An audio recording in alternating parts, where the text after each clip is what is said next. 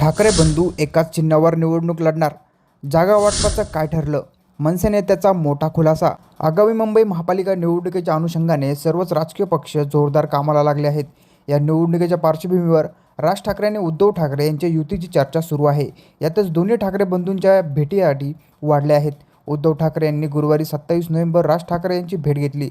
त्यामुळे या भेटीत नेमकी काय ठरलं याविषयी वेगवेगळ्या चर्चा सुरू आहेत. या सर्व घडामोडींवर आता मनसेचे नेते संदीप देशपांडे यांनी माध्यमांशी बोलताना मोठं भाष्य केलं आहे. ठाकरे बंधू एका चिन्हावर निवडणूक लढणार असल्याच्या चर्चावर आणि मनसे व शिवसेना ठाकरे गटाच्या जागा वाटपाचा फॉर्म्युला काय असेल यावर संदीप देशपांडे यांनी भाष्य करत सविस्तर भूमिका मांडली आहे. उद्धव ठाकरे आणि राज ठाकरे यांची गुरुवारी भेट झाली. यावेळी 2 तासापेक्षा जास्त वेळ चर्चा झाल्याचं बोललं जाते. या भेटीनंतर वेगवेगळ्या चर्चा सुरू झाल्या आहेत. ठाकरे बंधूंच्या जागा वाटपाचा फॉर्म्युला ठरलाय का? आणि दुसरी चर्चा म्हणजे दोन्ही पक्ष शिवसेना ठाकरे गट आणि मनसे एकाच चिन्हावर निवडणूक लढणार का? असा प्रश्न पत्रकारांनी संदीप देशपांडे यांना विचारला.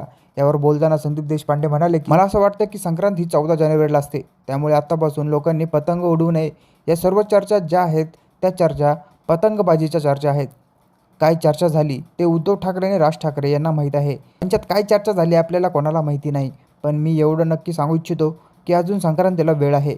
त्यामुळे एवढ्या कोणी पतंग उडवू नये असं संदीप देशपांडे यांनी म्हणाले. आगामी मुंबई महापालिकेच्या निवडणुकीबाबत मनसे आणि शिवसेना ठाकरे गटात जागा वाटपाबाबत नेमकं काय ठरलं असा प्रश्न पत्रकारांनी विचारला असता संदीप देशपांडे म्हणाले की मला असं वाटतं की या गोष्टीचं उत्तर आता कॅमेरासमोर देणं योग्य ठरणार नाही. योग्य वेळ आली की आम्ही तुम्हाला सर्व माहिती देऊ. यावर तुमचे मत आम्हाला कमेंटमध्ये नक्की व्यक्त करा आणि अशाच नवीन बातम्या बघण्यासाठी आपल्या चॅनलला नक्की सबस्क्राईब करा.